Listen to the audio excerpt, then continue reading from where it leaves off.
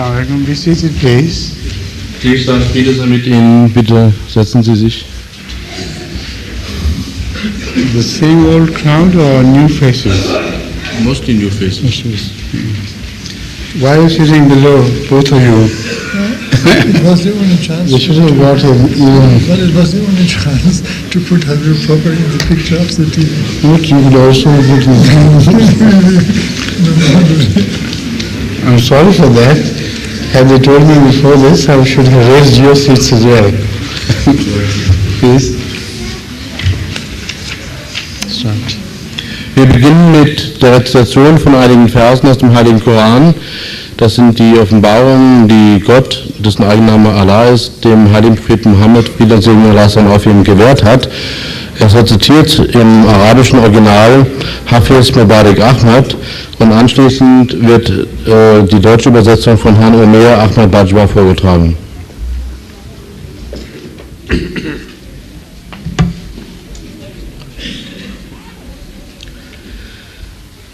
أعوذ بالله من الشيطان الرجيم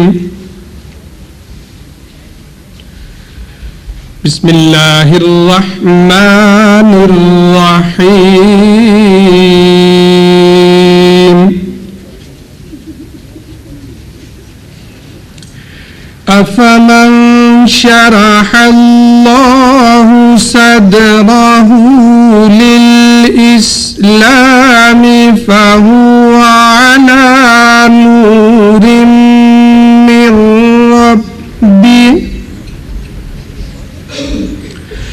فويل للقاسية قلوبهم من ذكر الله أولئك في ضلال مبين الله نزل أحسن الحديث كتابا متشابها مثانية تقشعر منه جلود الذين يخشون ربهم ثم تلين جلودهم وقلوبهم إلى ذكر الله ذلك هدى الله يهدي به من يشاء ومن يضلل الله فما له من هاد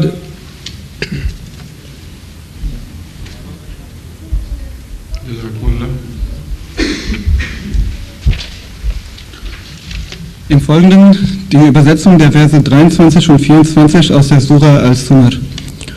Im Namen Allahs, des Gnädigen, des Barmherzigen.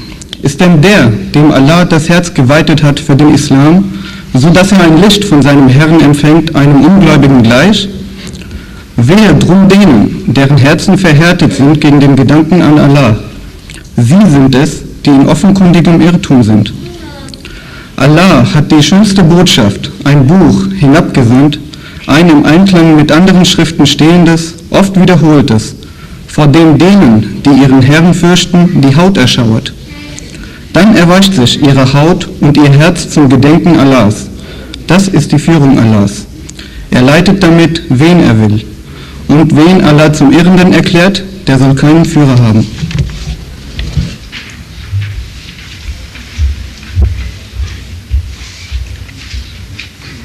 Ich werde die Frage immer zuerst im Englischen dem Kalifen vortragen und anschließend ihm im Deutschen sagen. First question, Hadur, is how heaven and hell in Islam look like. Wie sehen Himmel und Hölle im Islam aus? Who asked this question now? You start. Wer die Fragen stellte, möge bitte aufstehen, damit der Kalif sie sehen kann.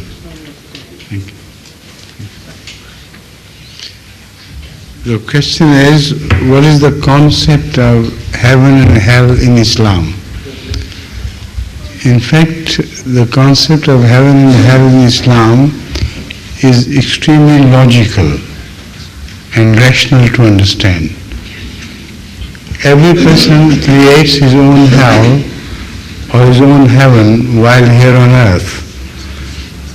All the good people who are really good to mankind and are responsible in their conduct of life, they create within them a heavenly feeling, a feeling of peace and love.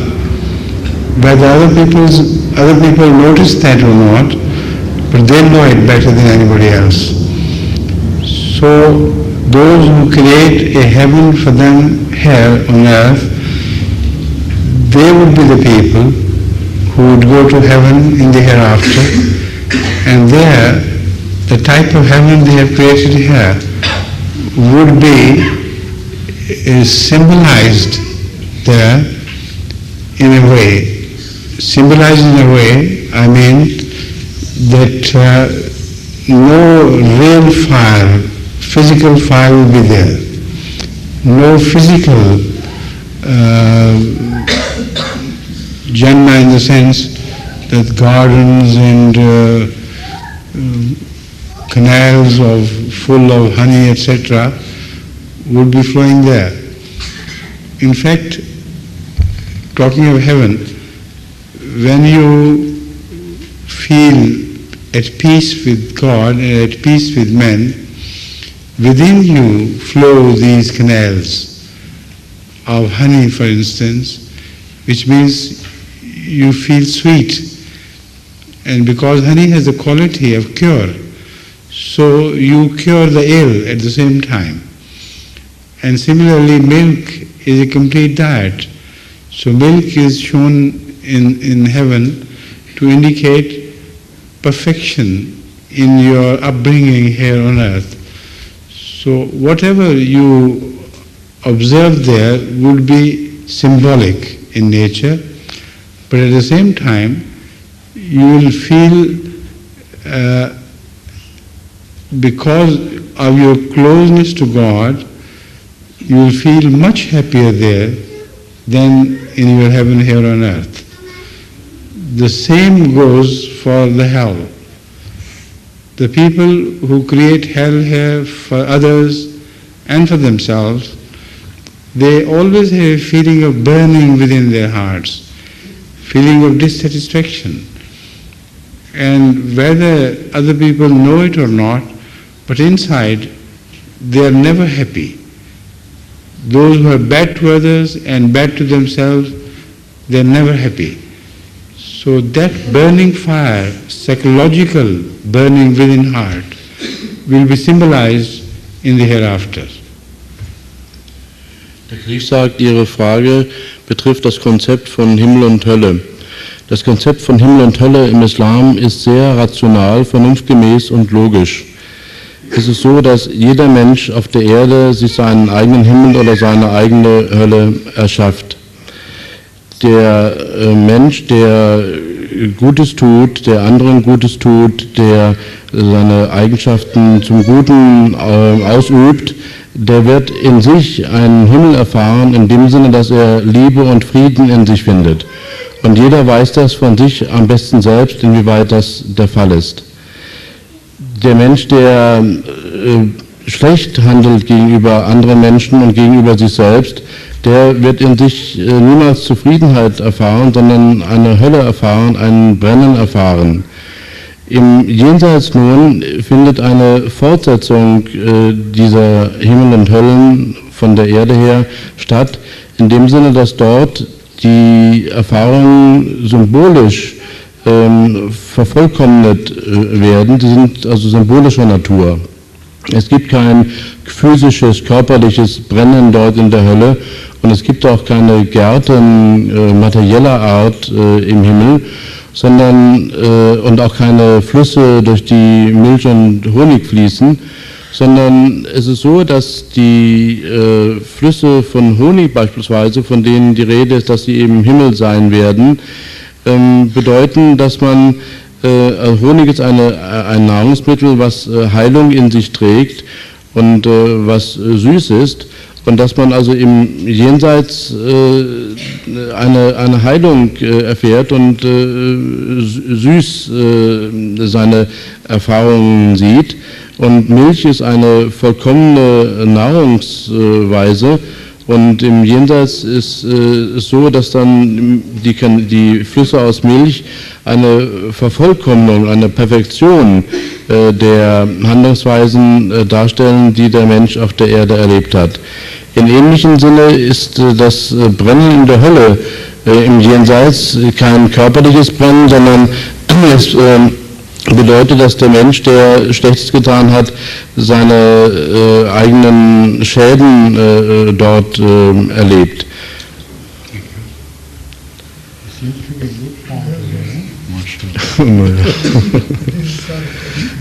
Are there different stages between heaven and hell? Gibt es Zwischenstufen zwischen Himmel und Hölle? Yes, if there are different stages of people here on earth, they are never exactly the same. So also there should be stages in the hereafter regarding the heaven and the hell. Ja, genauso wie es auf der Erde Stufen gibt zwischen den Menschen, so gibt es auch im Jenseits Stufen zwischen Himmel und Hölle. What happens after death of a man with his soul? Was geschieht nach dem Tod eines Menschen mit seiner Seele? The soul is the spirit within man. Some people call it mind. Whatever name you give it, it is the ultimate authority within human beings. So whatever goodness you do here affects the soul and making of the soul. So when the soul is delivered, that soul carries the messages of the people here on earth. That is not the message in that sense, but carries the messages of whatever man has earned here on earth, or lady, woman has earned here on earth. The souls are common. Souls are neither male nor female. They are the same both within men and within women. So when they are delivered, they are given a form by whatever way of life one had here on earth. So that way of life shapes the souls, carves their nature, their features. Now it is very difficult to describe to you the features of the soul because soul is featureless. But as far as its qualities are concerned, it has similar features as attributes of God. Attributes of gods are not physical, but each attribute can be acquired by humans. So it is those attributes which are acquired by the souls, and when they are delivered, then the souls who have acquired more divine attributes while here on earth, they will be more beautiful in the sight of Allah. Those who have done so lesser than other people, they will be comparatively less beautiful in the sight of Allah. The same goes with the hellish people and both men and women. Die Seele ist geistiger Natur. Manche Menschen bezeichnen sie auch als Gemüt, was eine mögliche Übersetzung für das englische Wort Mind ist. Wie auch immer sie benannt wird, sie ist Geist und sie empfängt vom Menschen das Ergebnis seiner guten oder schlechten Taten. Durch die guten und schlechten Taten eines Menschen wird die Seele sozusagen geformt. Es ist schwierig, die Form einer Seele zu beschreiben, weil es keine eigentliche Form für die Seele gibt, keine wirkliche materiell formbare Gestalt. Aber die Gestalt, die die Seele im Jenseits annimmt, entspricht den Errungenschaften des Menschen, die er in seinem Leben auf der Erde erworben hat. Und diese Errungenschaften sind geistiger Natur, wie gesagt, und sie haben eine Entsprechung in den Eigenschaften Gottes. Die Eigenschaften Gottes, die der Mensch aufnimmt im Diesseits, werden dann im Jenseits dazu beitragen, dass der Mensch eine schönere Gestalt annimmt und in den Augen Allahs schöner ist, während die Menschen, die nicht so viel an sich gearbeitet haben, eine Gestalt sozusagen annehmen, die nicht so schön ist. Das Gleiche betrifft die Menschen, die in der Hölle sind, die ihre Seele nicht entsprechend zum Guten geformt haben, dass sie ähnliche Formen sozusagen annehmen. Who asked this question? The same person. Same person, right. Now find out from him if I have made myself clear, because his questions are very subtle and philosophical, so sometimes it's difficult to explain. So I tried my best to explain things to him, but ask him if he wants more, or is he satisfied? Der Kalif fragt Sie, die Sie diese Frage gestellt haben, ob Sie mit seinen Antworten zufrieden sind, weil diese diese Fragen sehr tief gehen und eine tiefgehende Antwort benötigen, und der Kalif möchte gerne wissen, ob er sich klar genug ausgedrückt hat, sodass Sie ungefähr das Konzept von Leben nach dem Tode im Islam verstehen. She says, yes, she is thanking you very much. Next we have two questions which are similar to each other. One is by the same lady who has put these questions before, and the other is by another person. Inwiefern wird, how according to your opinion Islam is wrongly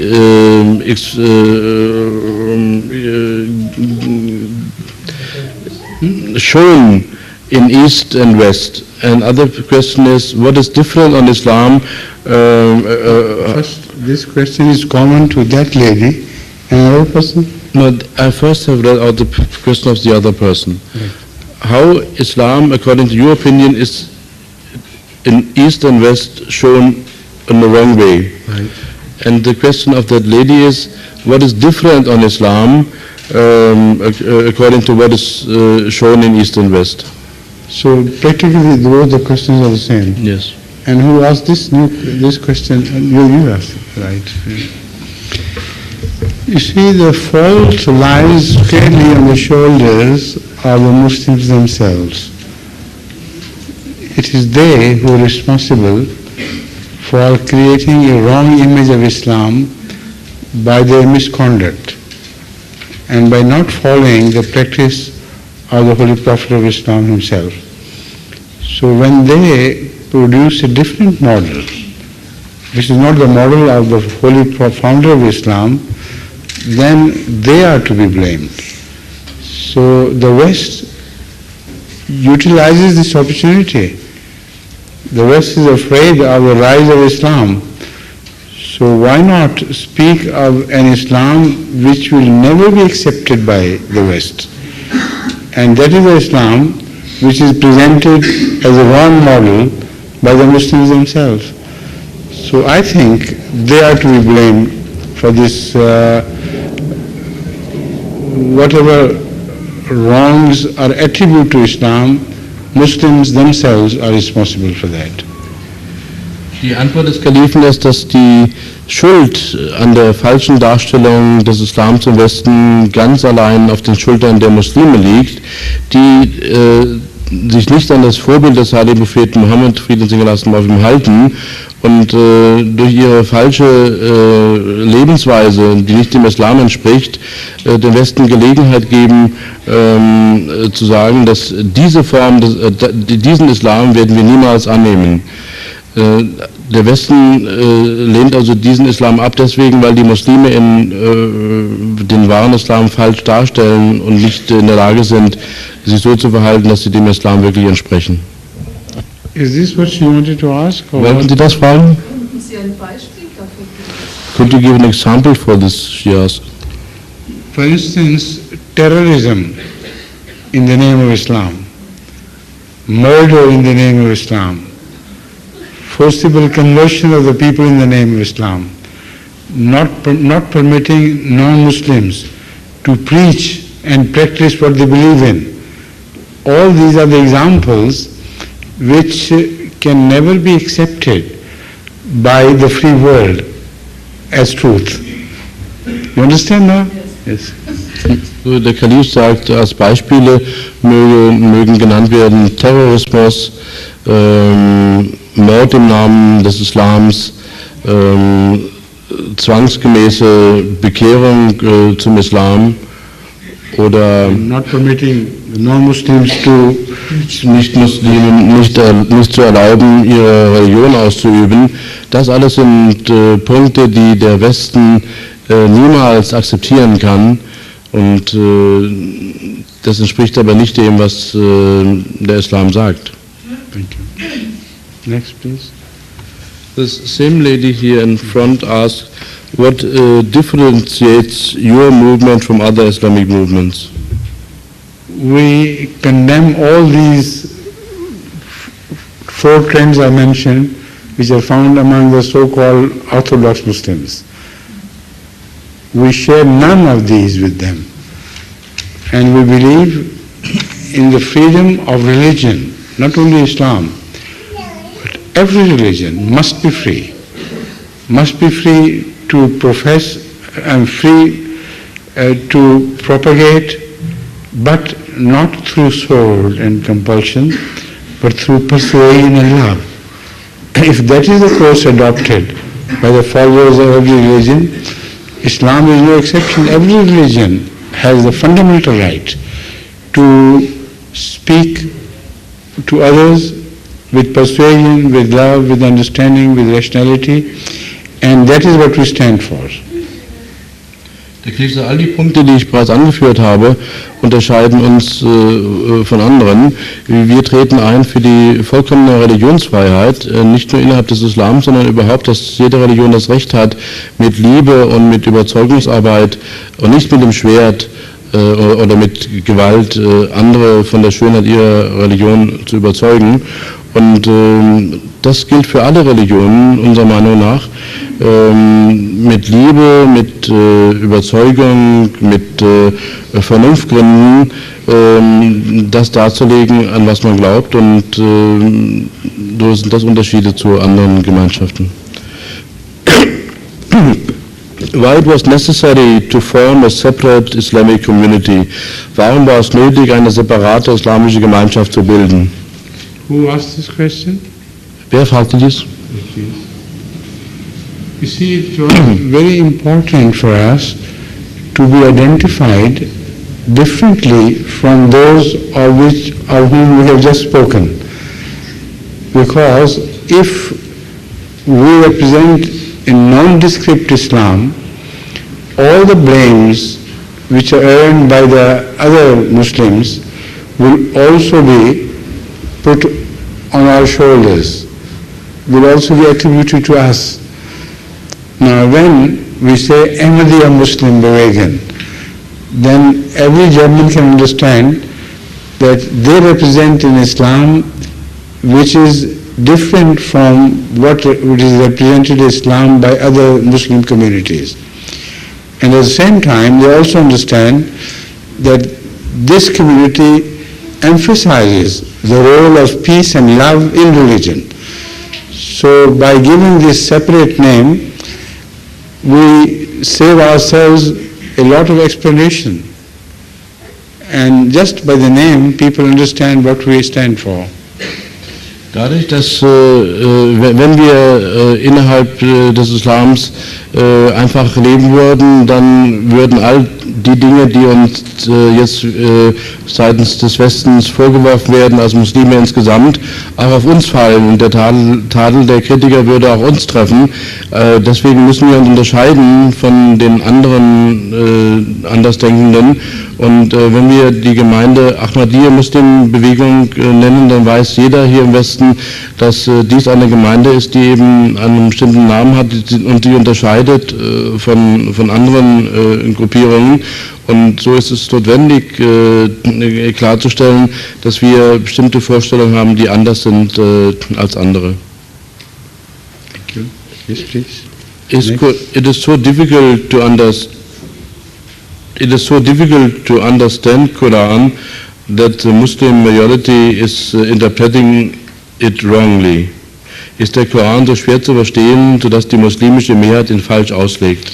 Yes, I fully agree with this question, but in a way only. The Holy Quran is very difficult to understand, very profound in its message because it's deeply philosophical as well as practical. So the philosophy of the Quran covers the entire universe. So it is very difficult for ordinary Muslim to understand the references of the Quran to nature and the universe and human psyche, etc. So in this way, according to the Quran itself, it cannot be touched, cannot be reached, because apparently it is before you, but the message is very profound and deep. But at the same time, the Holy Quran claims that it is available for everybody, it is clear for everybody. That is to mean that its message of law, religious law, its message of how you must conduct your life is very clear and simple. Every Muslim can understand it very easily and simply, how he should carve his life in accordance with the dictates of the Holy Quran. So at the same time, it stands at both extremes. It's very close and very far. Bis zu einem bestimmten Punkt stimme ich mit Ihnen überein, aber es ist so, dass der Koran ein universales Buch ist, was das gesamte Universum umfasst, die gesamte Natur und die Psyche des Menschen. Und er ist so schwerwiegend und so tiefgründig, dass es nicht leicht ist, ihn zu verstehen. Und der Koran selbst spricht davon, dass es für den Menschen äußerst schwierig ist, ihn zu verstehen. Andererseits sind die Anordnungen des Korans für den Menschen, was sein praktisches Leben betrifft, die Aufforderungen und Gebote des Korans, wie der Mensch sich zu formen hat, ein Leben zu führen, das Gottes Willen entspricht, sehr einfach und sehr leicht zu verstehen. Und jeder Muslim kann es ohne Probleme begreifen, was dort steht. Von daher gesehen sind also diese beiden Enden sehr auseinanderliegend. To further understand the complexity of the subjects on which the Holy Quran speaks and profound messages it gives regarding every sphere of life, you can have recourse to my book recently published, which is Rationality and Revelation.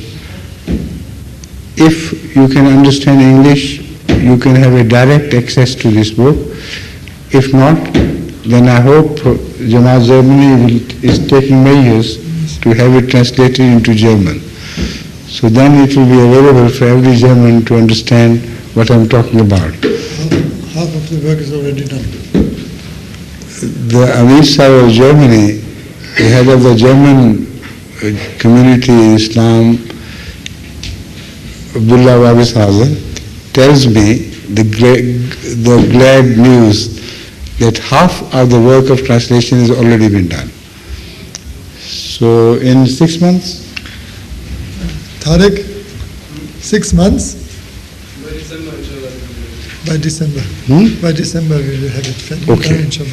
By December this year, I'm told, inshallah, I hope we'll have a good, dependable translation. But let it be published first. Then Hazrat Hush can help me improve the quality of the translation later on. Die Komplexität des Korans und seine Tiefgründigkeit darzustellen ist nicht einfach, aber ich könnte Ihnen gewissermaßen helfen, wenn Sie ein Buch von mir lesen würden, das Offenbarung und Vernunft heißt und das im Englischen vorliegt. Das ist auch draußen erhältlich für, glaube 15 Mark, aber ein sehr dickes Buch von, ich glaube 900 Seiten, 900 Pages? Yes, roughly speaking, yes. Ungefähr 900 Seiten. Also wenn Sie Englisch sprechen, gut Englisch sprechen, dann können Sie dieses Buch jetzt schon erwerben.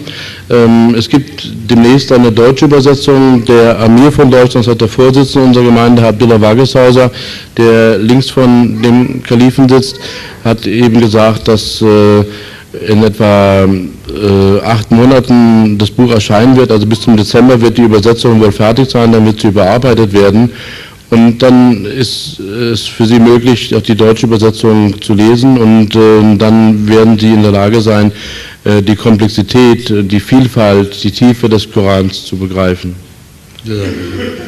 What your Islamic community is doing for the education and the welfare of women and children.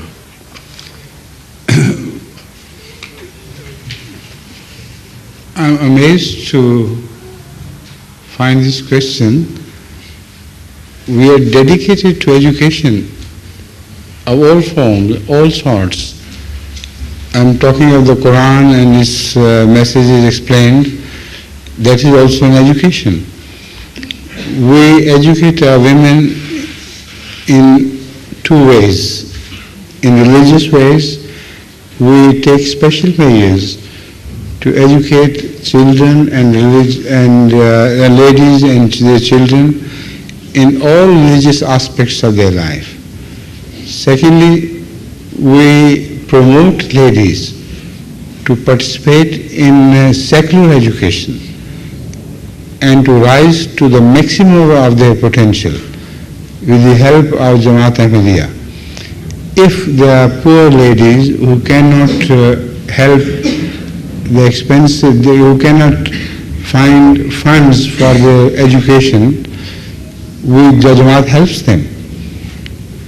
As long as they have the potential, we continue to help them to rise to the maximum of their potential. So this is not only done here in Germany, it is done everywhere in the world. So with the grace of Allah, I can assure you that no religious community in the world is taking so much care of so much care of the education of the ladies and children. Ich bin sehr erstaunt, diese Frage zu hören. Wir sind hingebungsvoll dabei, wie ich schon sagte, die Botschaft des Korans allen zu vermitteln. Und wir sind hinsichtlich der Erziehung von Kindern und hinsichtlich des Wohlergehens unserer Frauen in zweierlei Hinsicht tätig. Zum einen tun wir alles, damit Frauen und Kinder eine bestmögliche religiöse Ausbildung, indem sie Wissen erwerben, erhalten und alles zur Verfügung haben, was sie benötigen, um religiös ausgebildet zu sein. Zum Zweiten aber sind wir auch dahingehend tätig, dass wir unsere Frauen ermuntern, eine weltliche Ausbildung zu ergreifen und dies in dem Maße, dass sie alles tun sollen, um bis zu dem höchsten ihrer Fähigkeiten zu gelangen und bestmögliche Ausbildung zu erhalten. Wenn Frauen arm sind und es sich nicht leisten können, dann sind wir als Ahmadiyya-Muslim-Gemeinde immer dabei, finanzielle Hilfen zu geben und das nicht nur etwa in Deutschland, sondern überall auf der Welt, wo unsere Gemeinde ist.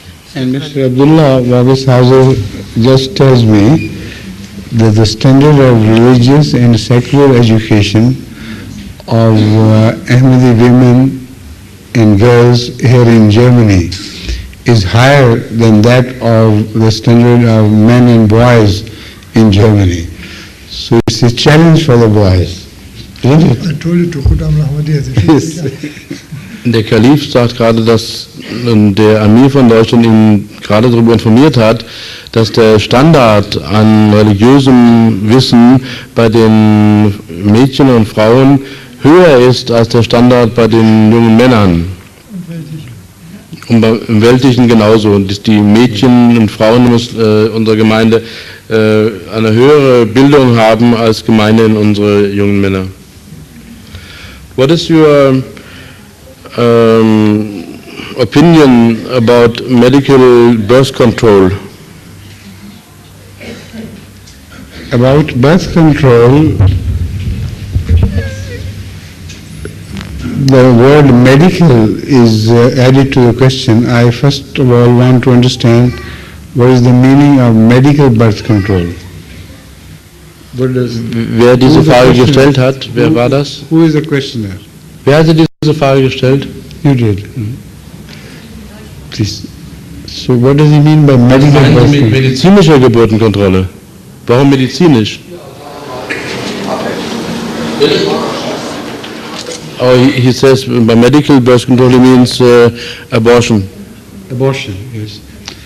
In Islam, if abortion is advised medically, that is to say the doctors tell the patient that the child which is within the uterus is so diseased as it is likely for the child to cause danger to the life of the mother.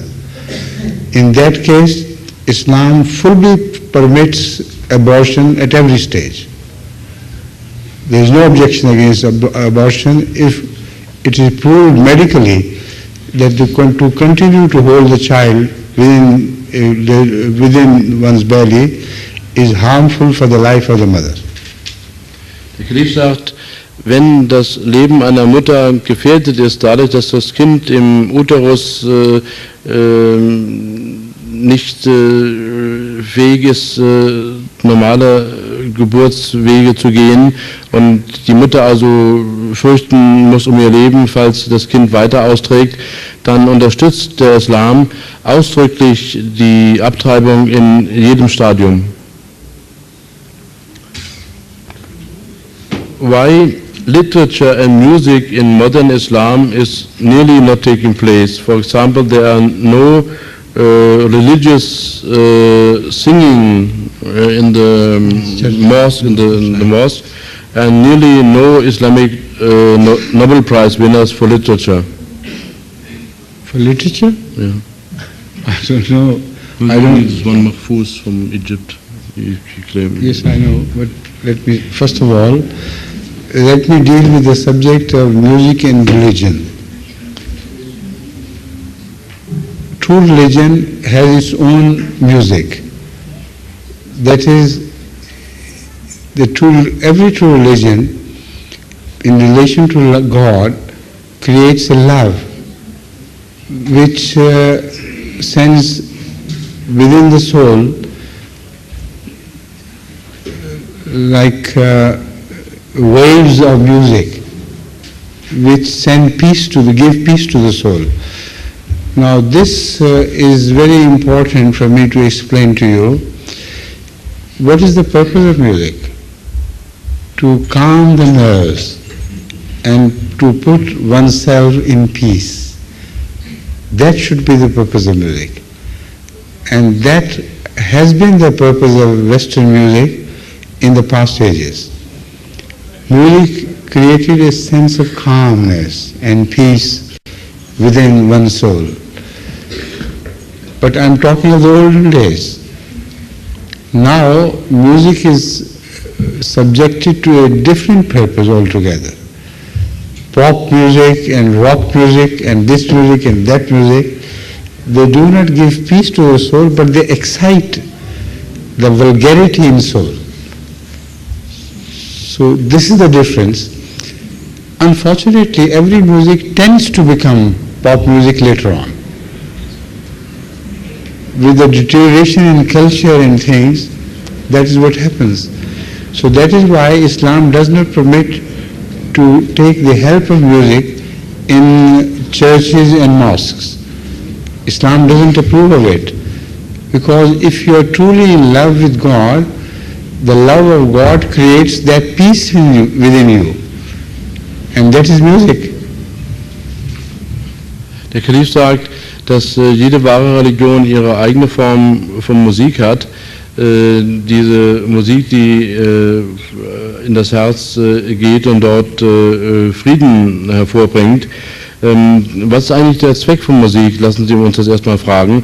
In den vergangenen Jahrhunderten ist es so gewesen, dass der Zweck von Musik der war, Ruhe im Gemüt zu schaffen und Frieden herzustellen, Frieden hervorzubringen. Aber in unserer Zeit ist es so, dass in der Popmusik und Rockmusik etwa die Musik, die Vulgarität, das Gewöhnliche und Gemeine in der Seele anstachelt und jede Musik wird in einer gewissen Weise zu dieser Form von Musik werden, leider. Sodass wir in unseren Moscheen und religiösen Einrichtungen keine Musik aufführen lassen, weil eben das, was die Musik erreichen sollte, nämlich Ruhe und Frieden hervorzubringen, durch sie nicht bewerkstelligt wird. Gottesliebe, der Kalif sagt noch, Gottesliebe, also die Liebe zu Gott ist eine Form von Musik.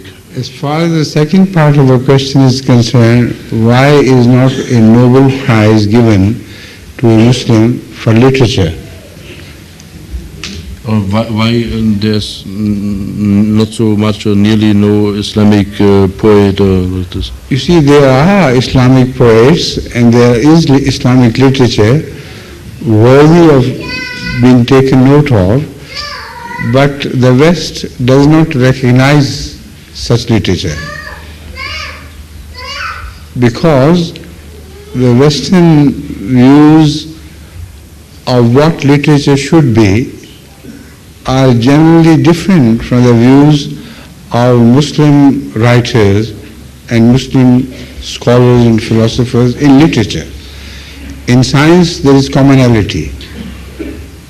The science in Islam is exactly the same as science in Christianity and Judaism, but what I mean to say is science is universal, but literature is not universal. And those people who decide about the Nobel Prize in literature, they have a special mind, a special prejudice against the religious literature of Islam. So religious literature is produced, but it doesn't have any value in the eyes of the West. Was nun die Literatur betrifft, so ist es so, dass es durchaus islamische Literatur gibt, aber die westlichen Vorstellungen von Literatur sind anders als die von religiösen islamischen Dichtern. Und diejenigen, die über den Nobelpreis entscheiden, haben andere Vorstellungen von Literatur und demzufolge auch Vorurteile gegenüber der islamischen Literatur, sodass sie einfach nicht in der Lage sind, die islamische Literatur wertzuschätzen. Literatur ist nicht universal im Vergleich etwas zu Wissenschaften. Wissenschaften sind universal und da gibt es eine gemeinsame Sprache, aber Literatur unterliegt eben den eigenen Vorstellungen und Ideen, sodass also einfach es so ist, dass diejenigen, die über den Nobelpreis entscheiden, nicht in der Lage sind oder willens sind, sich mit der islamischen Literatur so zu beschäftigen, dass sie wertschätzen könnten. Now, to give you a personal example, I think I am a literary person in the sense that I love poetry and I also compose poetry. And in my opinion, if it's not too inflated because it's self-praise, I think I compose poetry of the top order, not of a low order. But I never say poetry for the sake of winning a Nobel Prize, because then I'll have to limit my expression of poetry to suit a purpose, to win a prize. I would hate such a prize. So I'm free in my poetry. If freedom in poetic and literary expression can win ever a prize, then I should also stand for that prize. Der Kalif sagt, ohne sich selbst hier herausstellen zu wollen, muss er doch sagen, dass er dichterische Adern hat und dass seine Dichtung, das was er an Gedichten schreibt, nicht von niederer Natur ist, sondern von höchster Qualität ist. Aber er schreibt niemals Dichtung deswegen, um einen Nobelpreis zu gewinnen, und er würde es hassen, mit einem Nobelpreis ausgezeichnet zu werden, weil das, was er schreibt, von anderer Natur ist und seine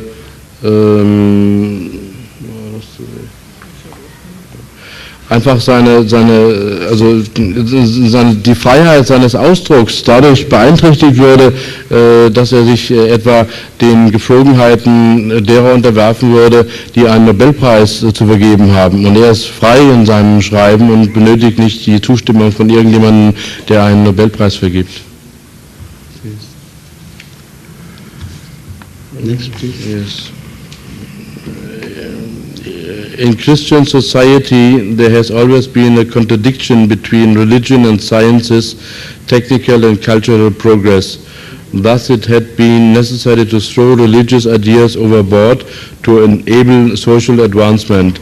What is the attitude of Islam towards modern sciences? How does religion interfere with modern knowledge in Islam?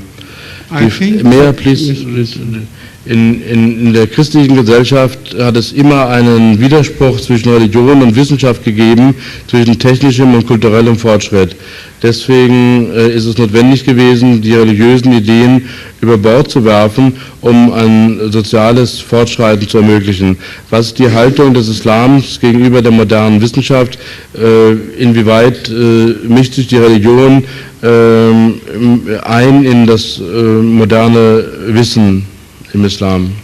In my opinion, no true religion can be in any way contradictory to science as long as the religion is true.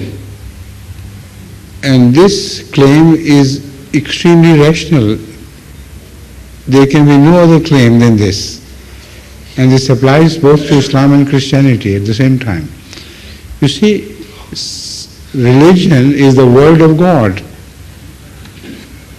and science is the act of God.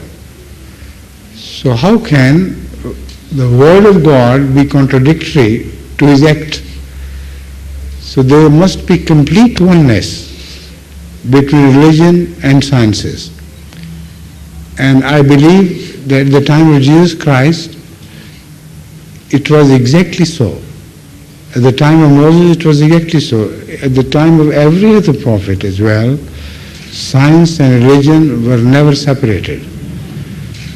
Some people misunderstood miracles. That is why they began to separate religion from sciences.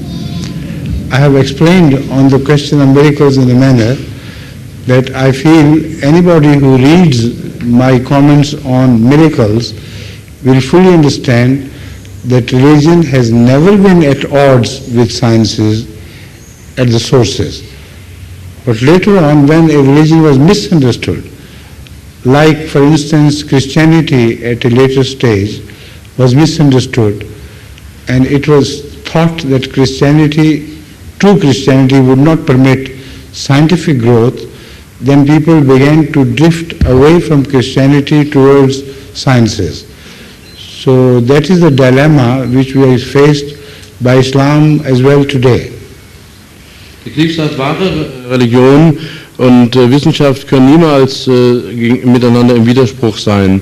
Die Religion ist das Wort Gottes und die Wissenschaft ist das Werk Gottes, und beide können nicht im Widerspruch miteinander sein, sondern müssen eine Einheit bilden. Es ist so, dass die christliche Religion, als sie sich entwickelt hat, I'm sorry. So in der Zeit von Moses und Jesus gab es diese Ja, zur Zeit von Jesus und Moses etwa, Friede auf ihnen, gab es keine Widersprüche zwischen Religion und Wissenschaft.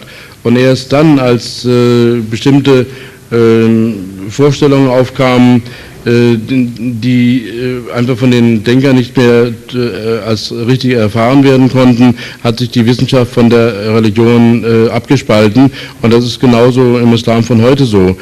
Ich habe oftmals über Wunder gesprochen, dass Wunder ein bestimmter Ausdruck einer wissenschaftlichen Erkenntnis sind, die erst in späterer Zeit wirklich begriffen werden können.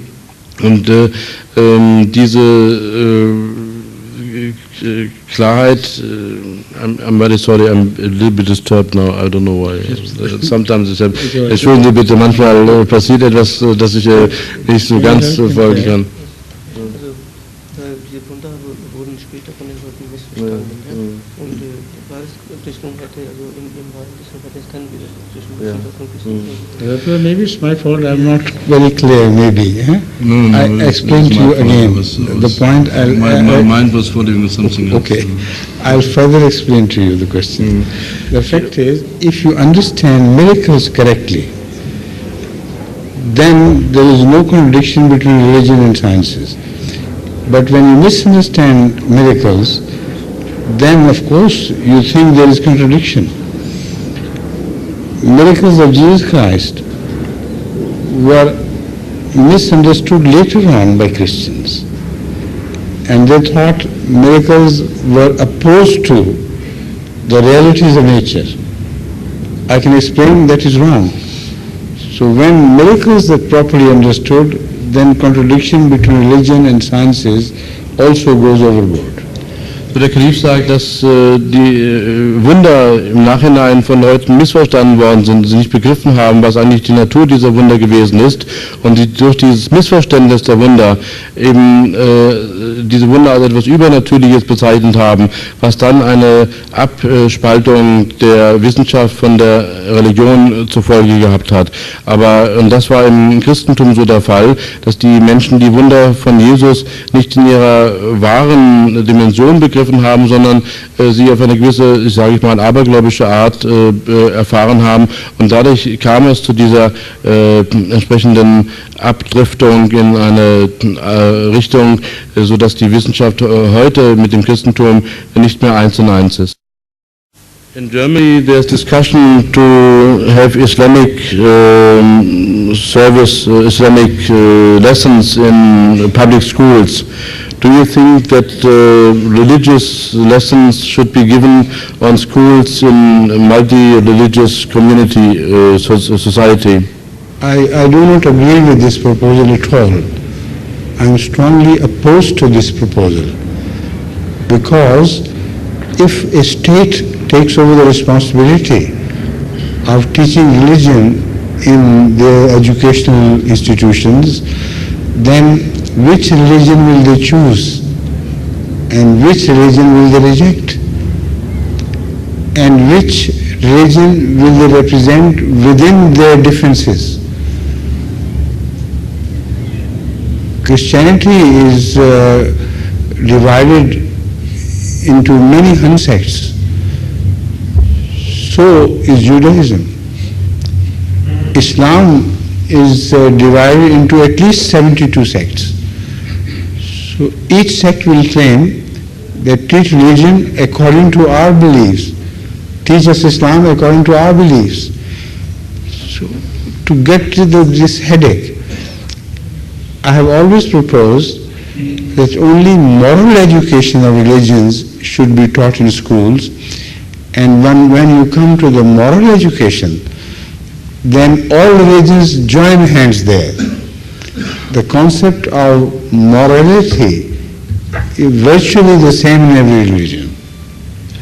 Der Kalif sagt, ich bin dieser Idee eines islamischen Religionsunterrichtes gegenüber sehr negativ eingestellt. Ich halte es nicht für sinnvoll, islamischen Religionsunterricht zu geben, einfach deswegen, weil die verschiedenen Vorstellungen von Religion niemals alle im Unterricht behandelt werden können. Das Christentum ist in mehrere hundert Gruppierungen gespalten, das Judentum ebenfalls, und im Islam gibt es mindestens 72 verschiedene Gruppierungen, sodass es unmöglich ist, einen Unterricht zu haben, in dem die verschiedenen Vorstellungen von Religionen, die in diesen unterschiedlichen Gruppen ausgeführt werden, dargestellt werden können. Das geht einfach nicht.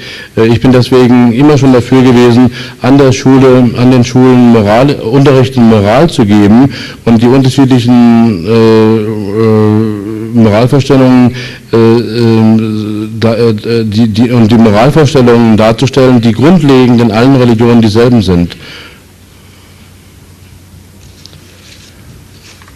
The Islamic view of God, as I understand it, emphasizes that God has a will which gives God a somewhat personal character. What do you think of God as being a power which manifests itself as a necessity? Translated into German first and then Aram. Die islamische Vorstellung oder Ansicht von Gott, wie ich sie verstehe, legt dar, dass Gott einen Willen hat, der Gott gewissermaßen einen persönlichen Charakter gibt. Was denken Sie von Gott als einer Kraft, die sich selbst als eine Notwendigkeit manifestiert? The problem is that no one can understand God. This is truth. Because God has created us, and the difference between us and God is so big that it is impossible for us to understand God, but we know Him for certain because we are here, we have been created. Now I can give you an example. An insect cannot understand man, whatever he may do. And anything created by humans, like a computer, cannot understand the humans which have created them. So it is impossible for any creation to understand their creator. But we know for certain that he exists. Because we exist, so he must also exist. His nature cannot be understood. Das Problem ist, dass wir Gott nicht verstehen können. Es ist so, dass Gott so riesig ist im Vergleich zu uns Menschen, dass wir nur sagen können, dadurch, dass wir als geschaffene Wesen vorhanden sind, müssen wir akzeptieren, dass es auch einen Schöpfer von Schöpfung gibt. Aber vergleichen Sie etwa diese Frage mit dem Gleichnis eines Insekts, das niemals in der Lage ist, einen Menschen zu verstehen. Oder wenn ein Mensch ein Computerprogramm entwirft, ist das Computerprogramm oder der Computer nicht in der Lage, den Menschen zu verstehen. Das Geschöpf kann niemals den Schöpfer verstehen. Das ist das Hauptproblem. Now the second thing is that this question is discussed by most ancient philosophers as well. Among them, the greatest of philosophers are Aristotle and Plato. Both believed in the existence of God, but in the manner God works, they were out of their depths to understand. So the nearest to the understanding was Aristotle, I believe. Please, I'll explain further. Explain this much. Der Kalif sagt, dass diese Frage die uralten Philosophen ernsthaft bewegt hat und dass unter ihnen die beiden größten wohl Plato und Aristoteles sind und dass von diesen beiden Aristoteles wohl derjenige ist, der am weitesten gediehen ist mit seiner Erforschung dieser Frage. Aristotle, to my knowledge, is the greatest philosopher of all times. He is never old. His philosophy still dictates terms to the modern philosophy. So as such, I'm going to explain his problem. He understood that everything which is created is so complex that it is impossible for it to have come into being by itself. So he started traveling towards the source of all this energy. And the problem he ultimately faced was, here on earth we see that when energy is created, something of the thing which creates energy is also lost. So if God created all energy, something of his own energy must also be lost. That means that God should have been dead from eternity. Because once he started functioning, he was reducing himself. So that was the real problem regarding the understanding of the nature of God. Aristotle understood it better than any other philosopher, but at the same time he could not deny his existence. So the explanation he has given is very close to truth. He says God is will by himself, and the will does not take any energy. If will is transformed into power, it does not consume any energy. You just will a thing and things begin to happen. For instance, great wars are fought in the world. Immense energy is spent, but the person who decided, his decision taking was just so small that practically no energy was consumed in that decision taking. So something similar to that happens in the case of God. He is a living reality in the form of will. It is his will which exists. And whenever he exercises that will does not require any energy, but it produces energy instead. Der Krieg sagt, dass wohl Aristoteles der größte Philosoph aller Zeiten ist und dass die heutige Philosophie von der Philosophie Aristoteles immer noch zehrt. Und Aristoteles war mit dem Sehen beschäftigt der Tatsache, dass alles, was existiert, so komplex ist, alles Geschaffene so komplex ist, dass es unmöglich ist, dass es aus sich selbst daraus entstanden sein kann. Es muss geschaffen worden sein, weil es so komplex ist. Aber das Weiterfragen führte dazu, dass er sich sagte, eine Energie, die etwas hervorbringt, verliert etwas von sich.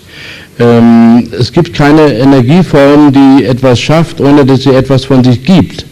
Wie kann dieses Problem gelöst werden? Der Kalif sagt, Aristoteles war sehr nahe an der Wahrheit dran, indem er sich dachte, dass das, was wir an Ausführungen Gottes haben, eine Willenskraft ist. Ein Wille ist, besser gesagt, ein Wille ist, und wenn ein Wille etwas will, etwas ausübt, dann wandelt sich der Wille in Macht. Aber der Wille selbst verliert keine Energie, er nimmt auch keine Energie auf. Der Wille ist vorhanden. Nehmen wir das Beispiel eines Krieges. Wenn jemand einen Krieg initiieren will, dann setzt er durch seinen Willen, durch seine willentliche Entscheidung, dass etwas in der Hinsicht passieren soll, so viel Macht in Bewegung, dass es sehr schwer zu begreifen ist, aber er selbst hat mit seiner Willensentscheidung kaum etwas an Energie verloren. Okay. Yeah. Next, please. I hope you understand this. It's very profound and difficult to understand.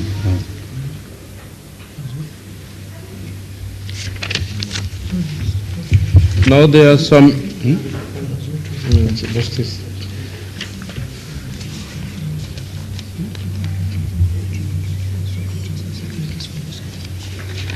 No, religious. It doesn't say. The greatest pure philosopher is Aristotle. Socrates is the religious philosopher. He's a prophet, isn't it? It is. Also the more Hazur is the father of both.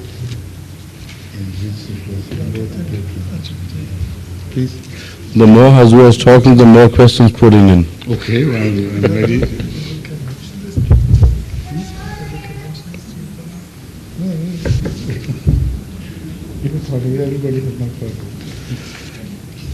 There are some questions about womanhood.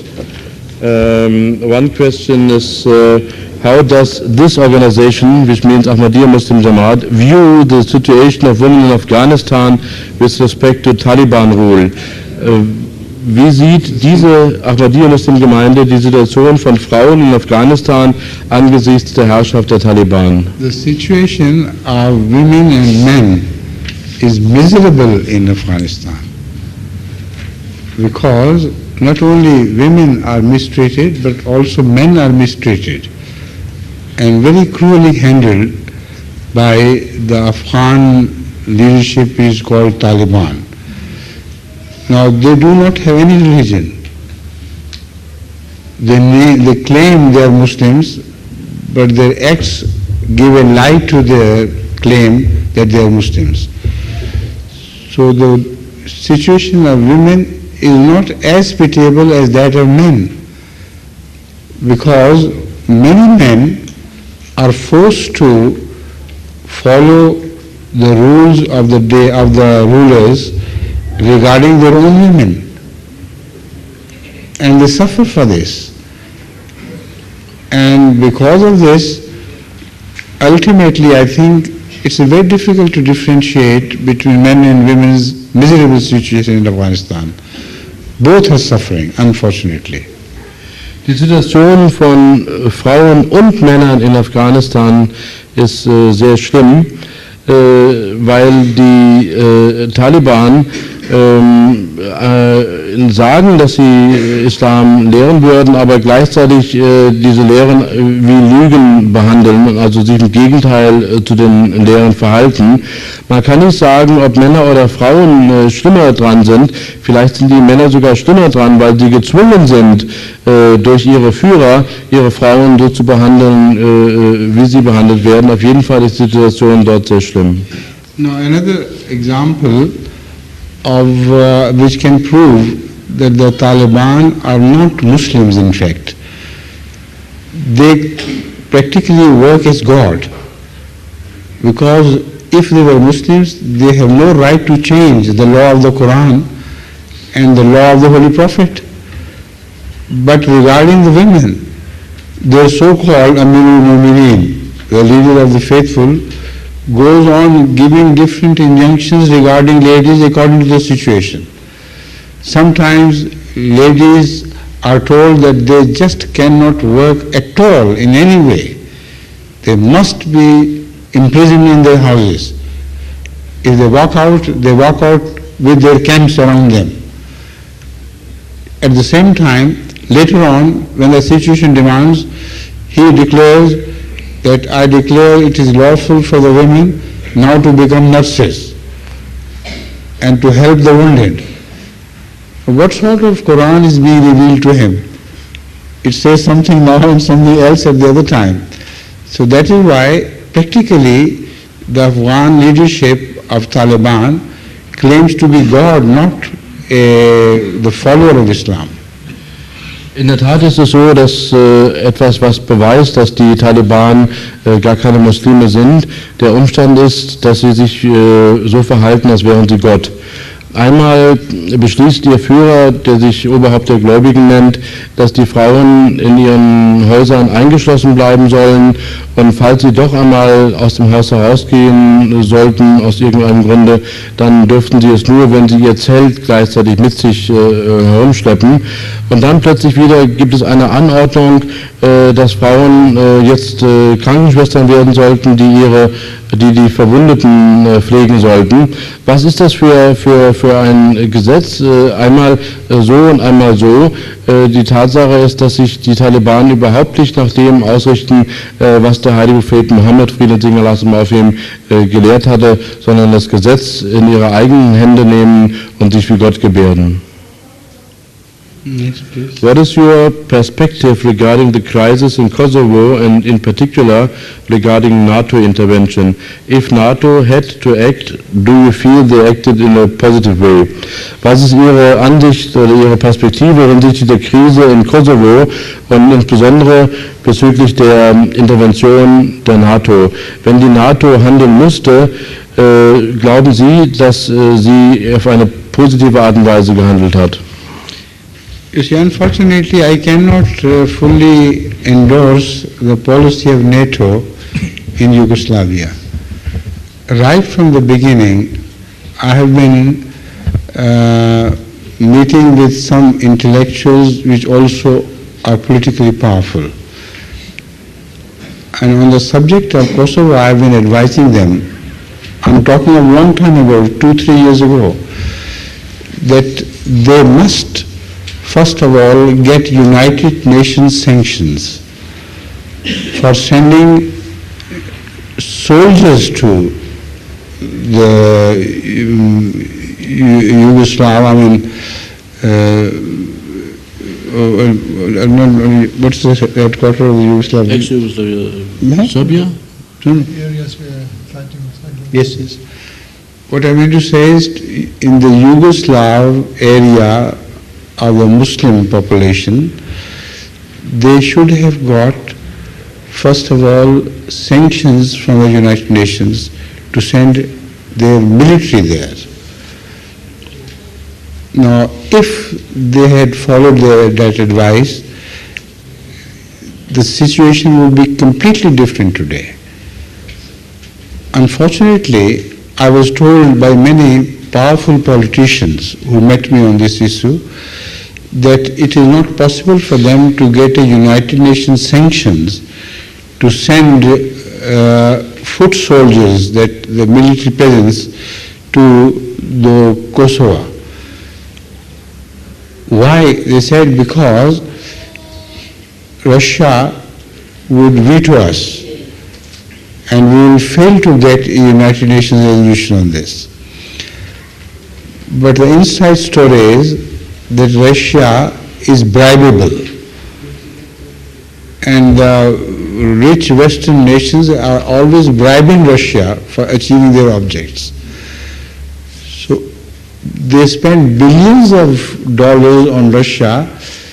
If Russia was offered $1 billion for the sake of getting United Nations resolutions, it would not have been difficult at all. Now suppose we have a new different situation from that today.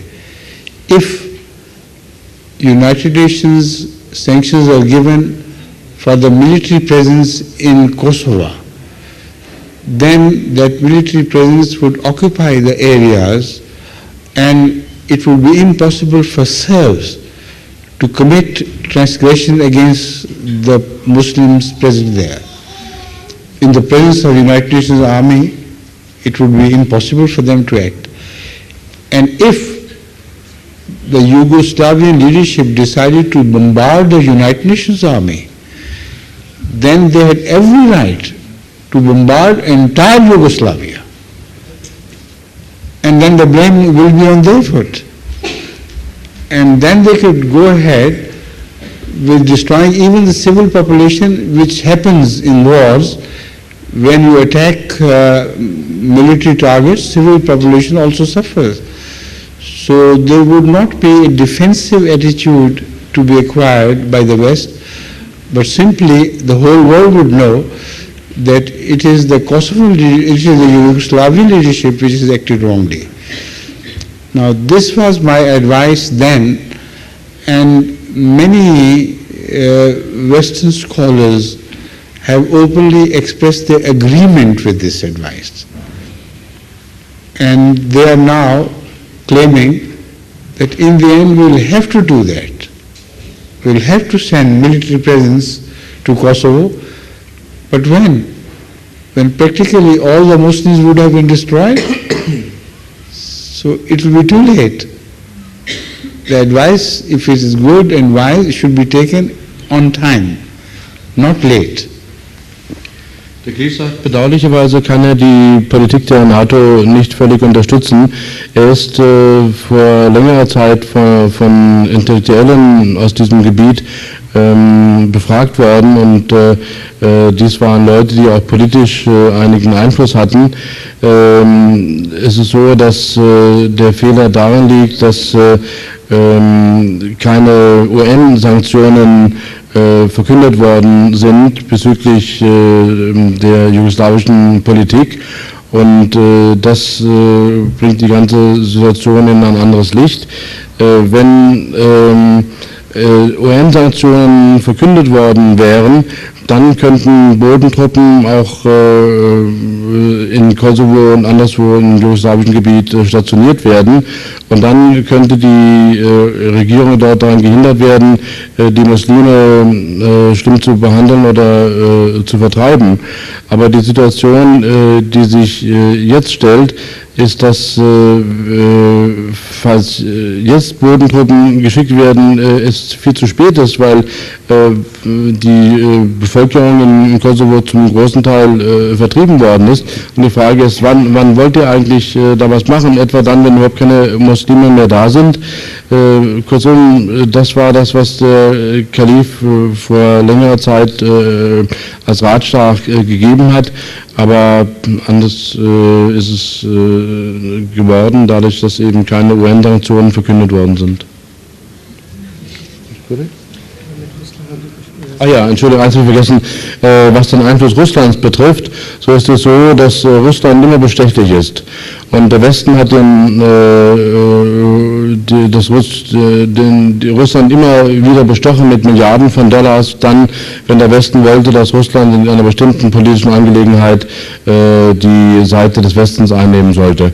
Es wäre ein leichtes gewesen für den Westen, auch in diesem Falle $1 Milliarde den Russen zu geben, dass sie eben nicht intervenieren und nicht eine Position einnehmen, die jetzt zu einer gegenseitigen Haltung geführt hat.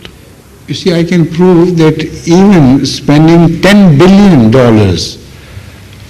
upon getting agreement from Russia and China would be a small price.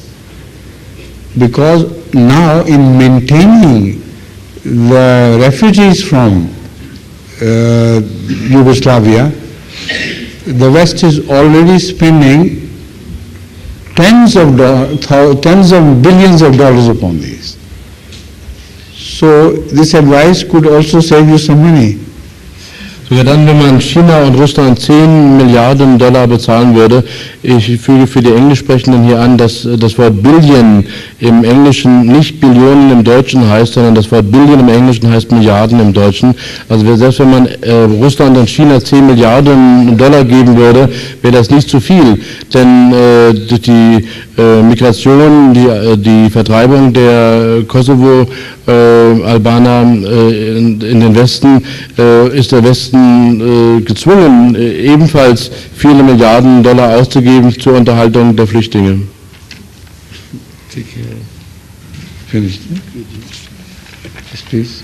Now there are several questions regarding Christianity.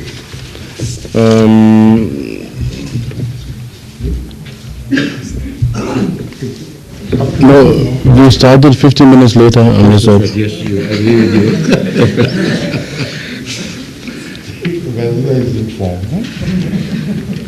Yes, please. I'm a female Catholic, and I would be interested to know what kind of relationship you have to Pope John Paul II, and if you have met him already once.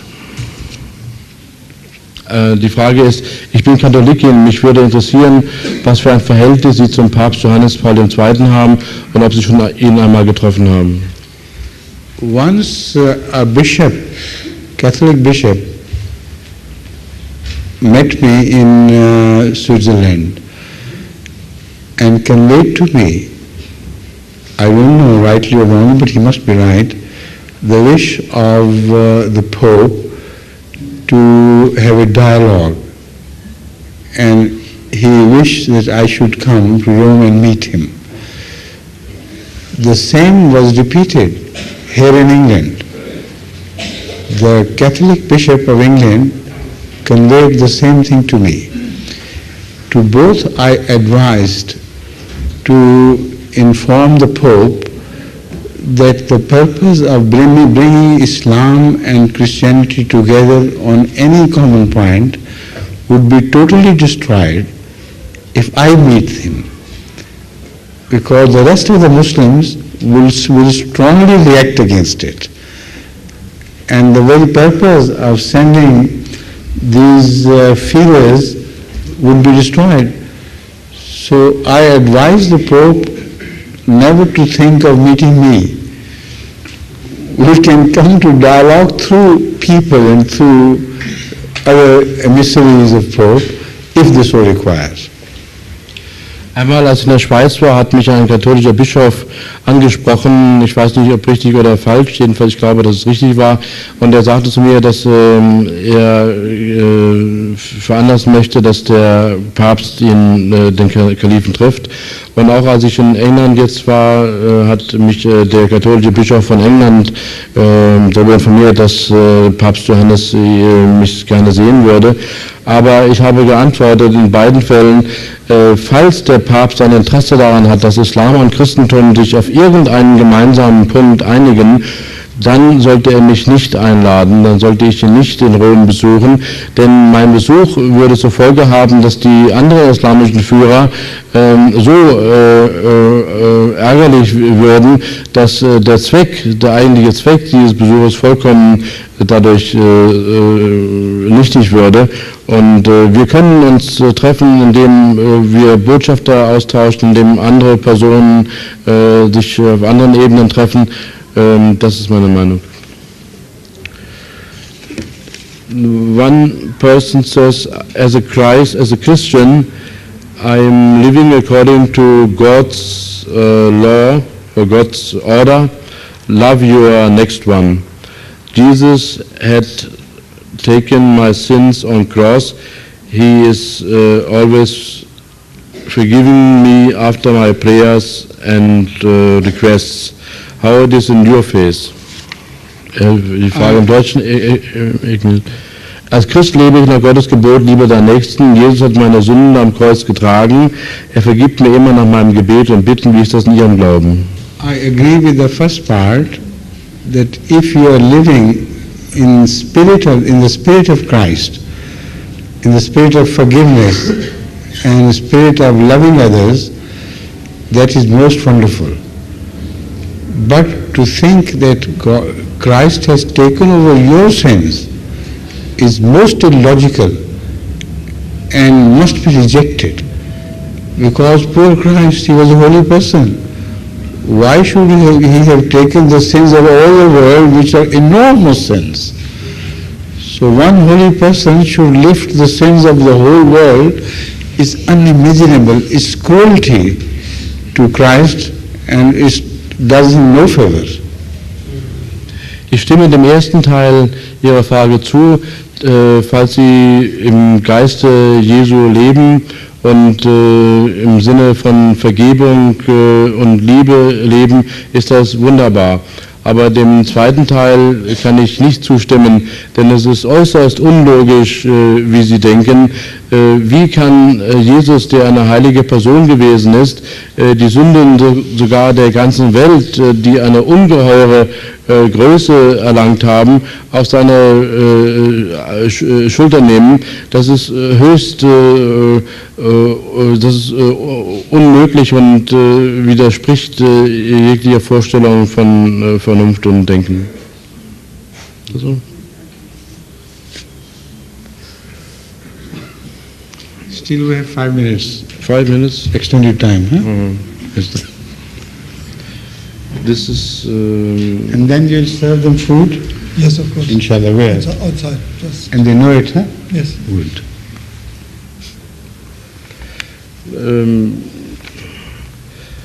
We may announce that the other questions will be answered by... Do you believe man can find truth and peace without religious dogma and norms through understanding oneself? If it is possible, to see an individual way of love, which gives love, why religions are preaching a universal way. If an individual way is giving love, why are religions preaching a universal way? And that's a question. Glauben Sie, Menschen können auch ohne religiöse Normen und Dogmen durch Selbsterkenntnis persönlichen Frieden und Wahrheit finden? Wenn es einen individuellen Weg der Liebe gibt, warum predigen Religionen dann einen universellen Weg? You see, to convert people to love from revenge and hatred is not an easy task at all. How many individuals there would be in the world who love others truly and genuinely? And it is just a claim. When they themselves are hurt, then I would like to see their reaction. When people who, even countries, who say we should love others, we should avoid hatred and revenge, when their interests are hit, they forget their own teaching.